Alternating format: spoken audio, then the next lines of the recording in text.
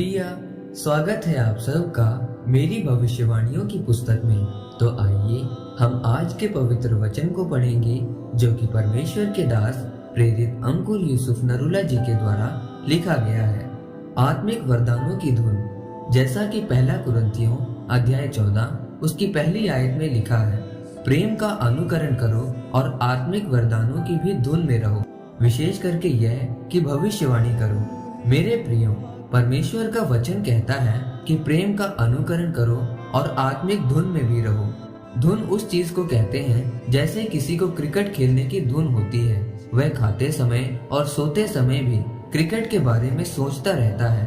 Bible कहती है कि इसी तरह से पवित्र आत्मा के वरदानों की धुन में लगे रहो, क्योंकि हम एक लड़ाई में हैं और हमारे हथियार शारीरिक नहीं हैं बल्कि आत्मिक हैं। बाइबल कहती है कि परमेश्वर ने आपको आत्मिक हथियारों के रूप में वरदान दिए हैं जो कि पवित्र आत्मा के द्वारा हर एक विश्वासी को दिए जाते हैं। अगर आपको कोई पहाड़ पर भेजे कि जाकर उस पहाड़ को समतल करो, तो वह आपको बिना हथियारों के नहीं भेजेगा।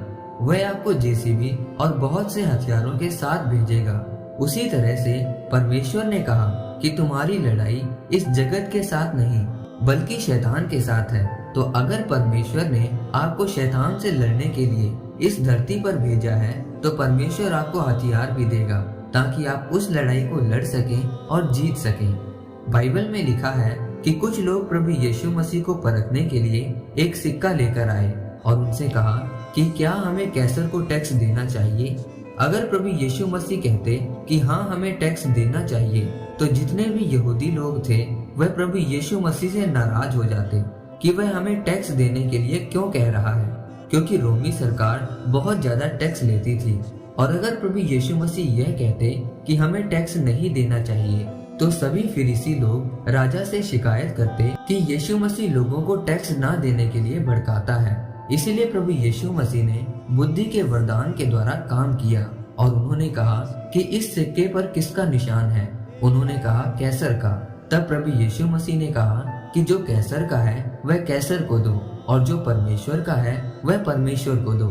कई बार लोग आपको कुछ सवाल करेंगे और अगर आप उस सवाल का जवाब हाँ में देंगे तो भी आप फंसेंगे, और अगर उस सवाल का जवाब ना में देंगे तो भी फंसेंगे। अगर आपके पास पवित्र आत्मा की बुद्धि का वरदान नहीं है तो आप फंस जाएंगे, लेकिन अगर पवित्र आत्मा के वरदान आप में काम करते हैं तो आप छूट जाएंगे। इसीलिए प्रभु यीशु मसीह ने कहा कि तुम्हें सांप की तरह चतुर और कबूतरों के समान भोले रहना है। इसीलिए मेरे प्रियो, पवित्र आत्मा के वरदान आपके जीवन में होना बहुत जरूरी है, और वे आपके जीवन में तब आएंगे जब आप अपना ज्यादा से ज्यादा समय परमेश्वर को देंगे, प्रार्थना, उपवास और पवित्रताई के साथ परमेश्वर में बने रहेंगे। आमीन।